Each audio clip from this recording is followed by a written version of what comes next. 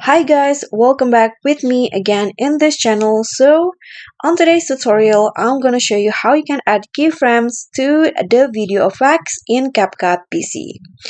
So now I currently on the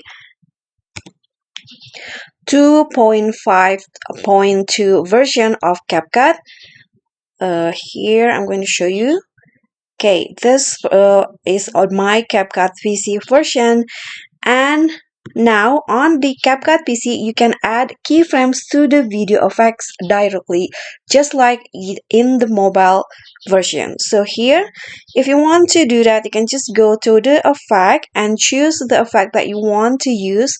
So let's say I want to add this halo blur effect to my clips.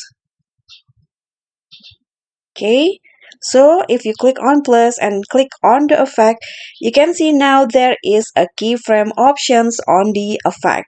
So if you want to, you can just add a keyframe. For example, I want to add at the start, then I'm going to move forward, and then I'm going to lower the strength,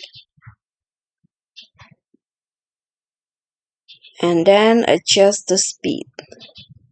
Then another keyframe will be created, and that's it. So it will make your edit easier on the CapCut PC. That's all for me. Thank you so much for watching. Please don't forget to like, comment, subscribe, and also click on the thanks button below. Bye!